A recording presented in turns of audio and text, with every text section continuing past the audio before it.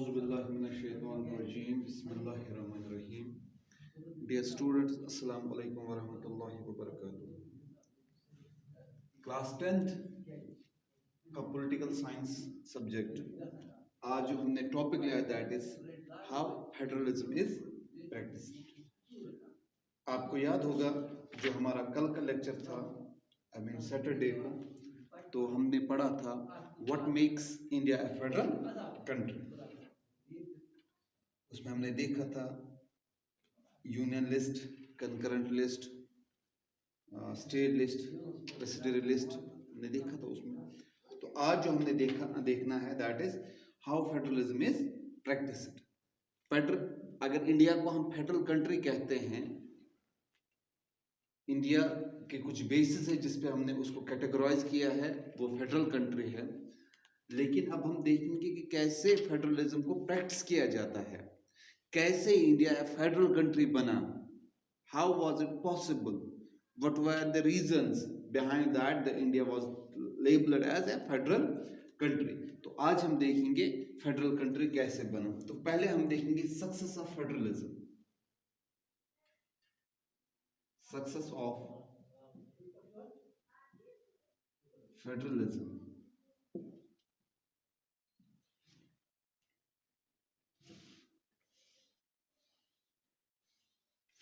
तो अगर हम बात करेंगे कॉन्स्टिट्यूशन की, constitutional provisions,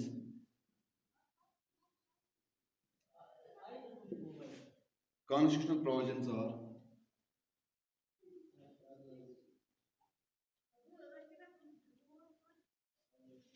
necessary for the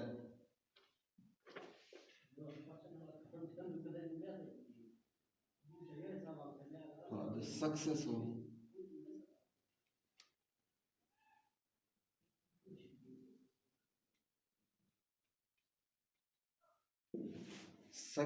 federalism, but these are not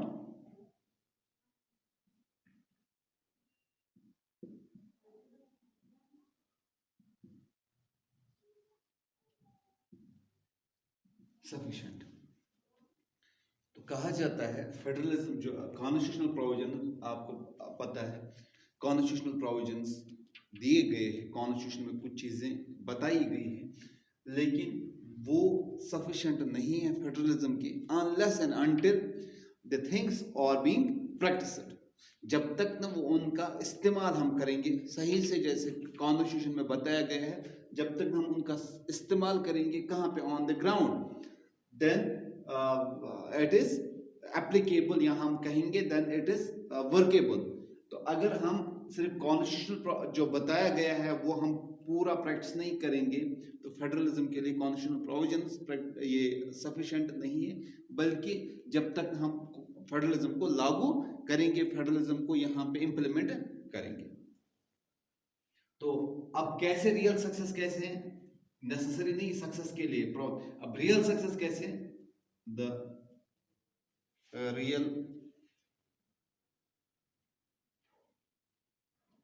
real success of federalism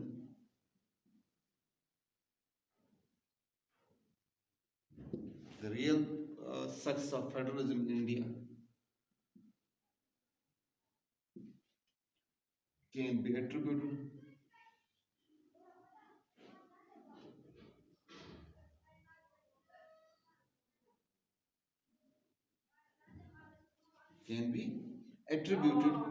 to the nature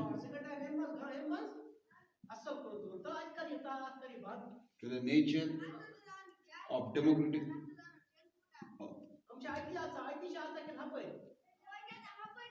democratic policies in our country, policies in our country। अब कैसे federalism practice किया जाएगा, जो हमारा डेमोक्रेटिक पॉलिसीज हमारी है, जो पॉलिटिक्स हमारी, पॉलिटिक्स जो हमारी डेमोक्रेटिक पॉलिटिक्स है वो कैसी है, उसकी बेसिस पे फेडरलिज्म सक्सेस हो सकता, फेडरलिज्म की सक्सेस है उस पे, किस पे, डेमोक्रेटिक पॉलिटिक्स पे। तो अब हम बात करेंगे ये जो प्रैक्टिस कैसे किया जाता है फेडरलिज्म, इसके 3 पिलर्स हैं। कितने पिलर्स हैं? 3 पिलर्स हैं। फर्स्ट जो है linguistic state, linguistic linguistic state. Linguistic state क्या है? तो लिंग्विस्टिक आपको समझ में आएगा, जो जबान हम बोलते हैं, जो भाषा हम बोलते हैं, द लैंग्वेज यू स्पीक, तो इसको बोलते हैं linguistic, on the basis of this कि जबान के, जो हम जबान बोलते हैं, हाँ, भाषा हम जो बोलते हैं, इस पे क्या हुआ, फेडरलिज्म को इससे क्या फायदा हुआ? तो क्या इससे क्या फायदा हुआ?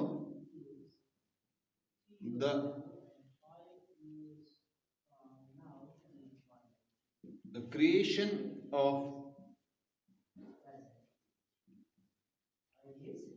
linguistic states was the first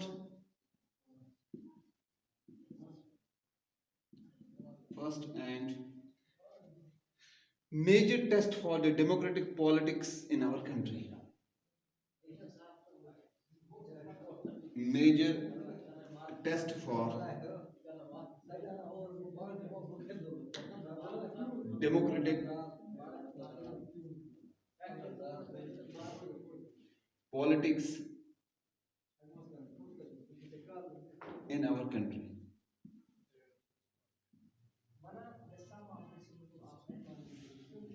तो क्रिएशन ऑफ लिंग्विस्टिक स्टेट्स, जब स्टेट्स बनाई गई, कहाँ पे? इंडिया में। कब बनी गई स्टेट्स? कब बनाए गए? इंडिपेंडेंस के बाद। इंडिपेंडेंस जब हुआ, जब आज़ादी हुई, तो उस वक्त यहाँ पे स्टेट्स बनाए गए। तो किस बेसिस पे? ये बड़ा जो हमारे जो पॉलिटिशियंस, डेमोक्रेटिक पॉलिटिक्स उस वक्त थे, जो वहाँ बनाने वाले थे, उनके लिए बहुत बड़ा काम था ये। आपको याद होगा 1947 में जब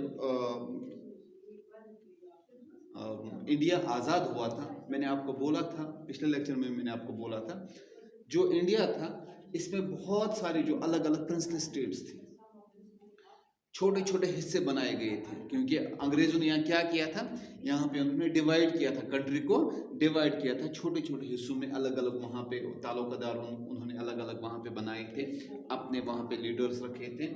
तो उन्होंने क्या किया था, अब इंडिया को मिलाना था, इन स्टेट्स को मिलाना था।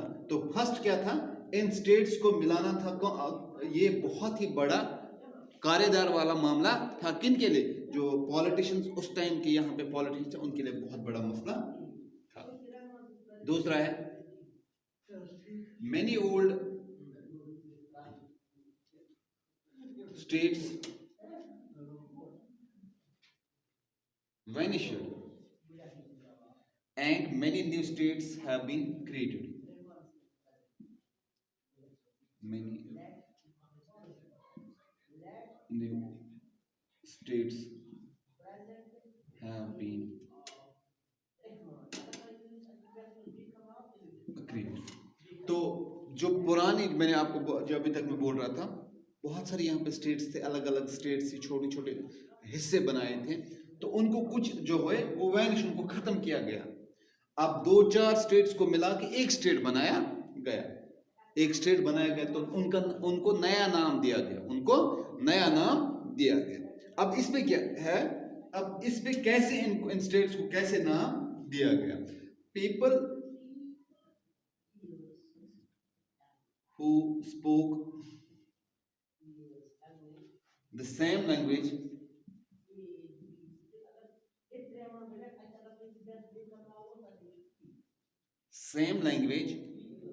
lived in the same state, in the same state. अब ये प्रोविजन बनाया गया कि जो लोग जबान एक जैसी बोलते हैं उनके लिए एक स्टेट बनाया गया। मैं आपको एग्जांपल दूंगा, महाराष्ट्र स्टेट बना, महाराष्ट्र स्टेट बना किस बुनियाद पे? वहां पे लैंग्वेज जो है वो मराठी बोली जाती है। गुजरात स्टेट बन गया, वहां के लोग गुजराती बोलते हैं। पंजाब के लोग पंजाब का स्टेट बना, वहां पे पंजाबी बोलते हैं। कर्नाटक स्टेट बना, वहां के लोग कन्नड़ बोलते हैं। तो इसी तरह इस बुनियाद पे स्टेट्स जो बने वो लैंग्वेज की बुनियाद पे बनाए गए।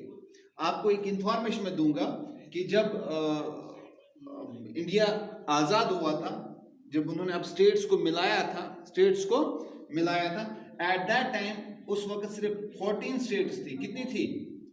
14 states and 6 union territories, UTs. ठीक है, कब की बात है? जब इंडिया आजाद हुआ था उस वक्त कितने स्टेट्स थी? 14 स्टेट्स और 6 यूटीज। आज कितने हैं? 29 थे। अब जम्मू कश्मीर को उन्होंने डाउनग्रेड किया, अब 28 स्टेट्स हैं एंड 8 यूटीज, यूनियन टेरिटरीज। ये आपके लिए इंफॉर्मेशन के लिए मैंने आपको बताया था।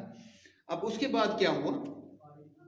मैंने आपको बताया कि लैंग्वेज के बेसिस पे स्टेट्स को बनाया गया, लैंग्वेज के बेसिस पे स्टेट्स को बनाया।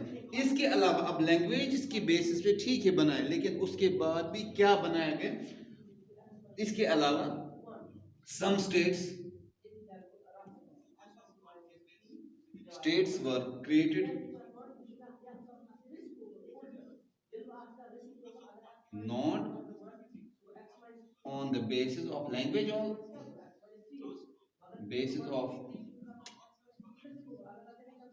language only, फिर किस पे? इसी but on the basis of culture, ethnicity और geography। but culture, ethnicity and geography।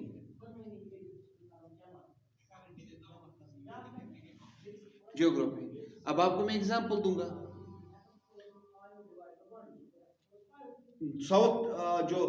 South state जो है, साउथ स्टेट नागालैंड जैसे, लैंड ऑफ नागाज, उनको जियोग्राफी कल्चर के हिसाब से उनको किया गया। तो हिमाचल को, तो हिमाचल अगर हम लफ्जी माने लेंगे तो हिमाचल का मतलब हो गया पहाड़ों के दामन में। तो हिमाचल जो पहाड़, पंजाब का जो एरिया था, पहाड़ी एरिया था, उसको क्या किया? उसको बनाया हिमाचल, पहाड़ों के दामन में। इसी तरह हम इसकी बात करेंगे, यूपी और उत्तराखंड की बात करेंगे। प्लेन एरिया जो है उत्तर प्रदेश है, उत्तराखंड जो पहाड़ी इलाका है उसको बनाया उत्तराखंड। तो इसी तरह बेसिस ऑफ कल्चर और एथनिसिटी और ज्योग्राफी के बेसिस पे भी कल्चर्स, ये स्टेट्स बनाए गए। इसके बाद क्या हुआ? मसला ये खड़ा हुआ, वहाँ के जो लीडर्स थे एट दैट टाइम, उन्होंने सोचा कि अगर हम आज स्टेट्स को बना रहे हैं on the base of language, या इनका कोई कल्चर है, कोई खास इनका हिस्सा है इसमें, तो वो सोच रहे थे कि कल को हम क्या करेंगे, कल को हमें मत कोई प्रॉब्लम खड़ी हो जाएगी। अब ये जो लैंग्वेज बेसिस पे स्टेट बना, हमने महाराष्ट्र बनाया, हमने एग्जाम्पल में दे रहा, हमने महाराष्ट्र बनाया। महाराष्ट्र हमने किस बेस पे बनाया? हमने इसको बनाया मराठी के बेस पे। मराठी वहां पे भाषा बोली जाती है, मैक्सिमम मराठी भाषा वहां पे बोली जाती है। तो कल को ये मत इंडिया को अपोज करेंगे कि हमें अब अलग सा मुल्क चाहिए, हम मराठी लोग हैं यहाँ पे, हमें अलग सा मुल्क चाहिए। लेकिन वक्त आने के साथ साथ ये बात जो उनको अंदेशा था वो सही नहीं निकला। उसमें ऐसा हुआ कि वो लोग जो उस वक्त इंडिया में रह रहे थे, वो चाहते थे कि जो मराठी लोग उस वक्त अलग बने, लैंग्वेज के बेस पे उनका अलग हिस्सा बन गए। उन्होंने डिमांड नहीं की कि हमें कुछ और भी चाहिए, हमें अलग कंट्री चाहिए। तो उनको अपने लैंग्वेज के हिसाब से उनको सिक्योर अपने आप को वहां पे उन्होंने पाया। अब दूसरा जो है that is language policy.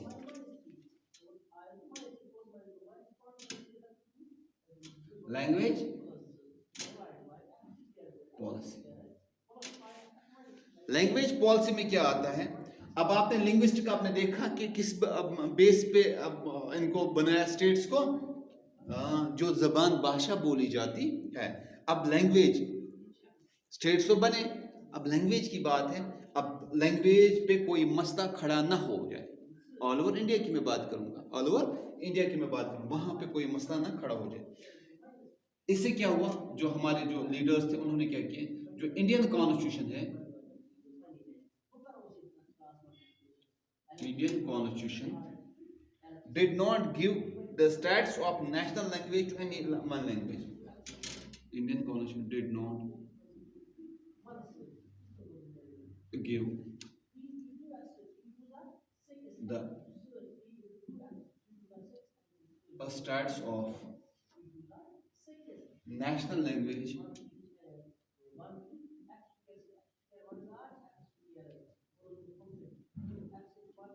to any one language.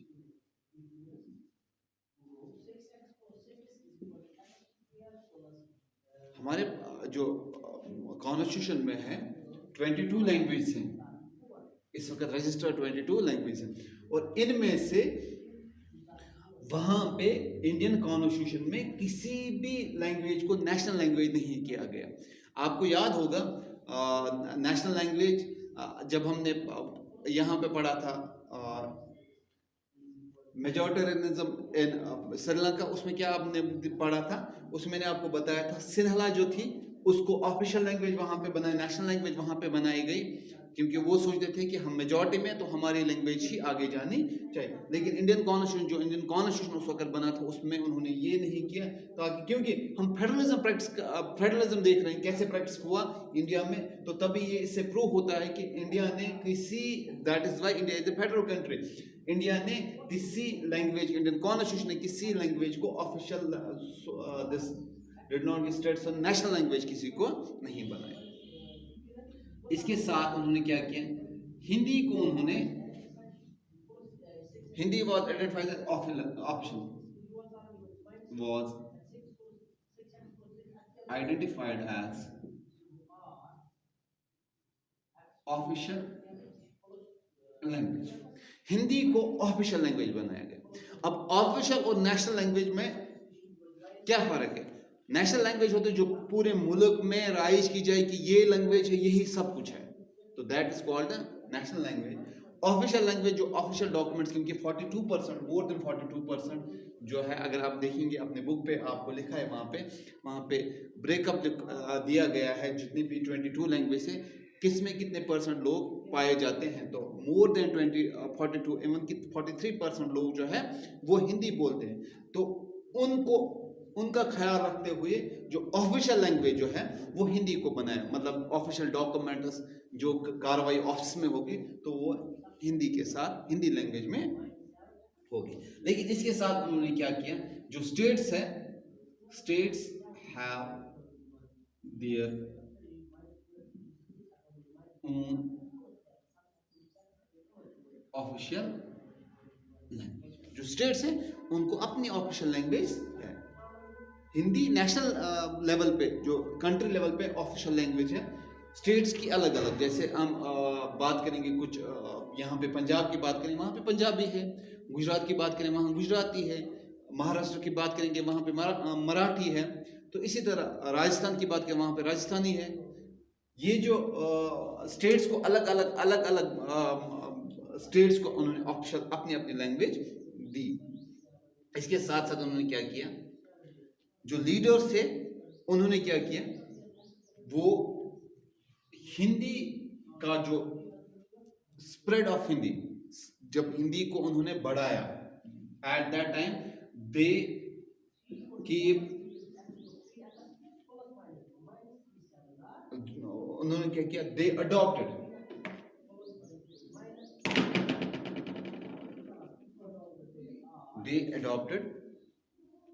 cautious attitude,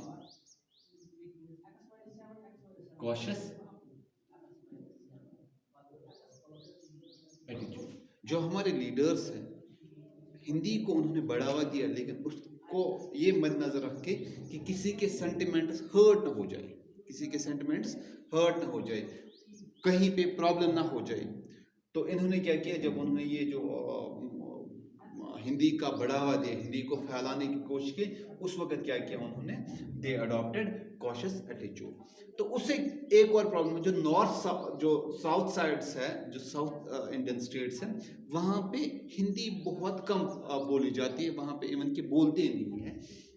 तो उन्होंने क्या किया, उन्होंने एजिटेशन इसके खिलाफ किया कि नहीं जी, हिंदी आपको रखा ऑफिशियल लैंग्वेज, ये नहीं चलेगा। और उसके बाद क्या किया, तो जो सेंट्रल गवर्नमेंट है उन्होंने क्या किया, उन्होंने ये एग्री किया कि इंग्लिश को भी साथ, हिंदी के साथ साथ ऑफिशियल लैंग्वेज बनाया जाए। English was also listed in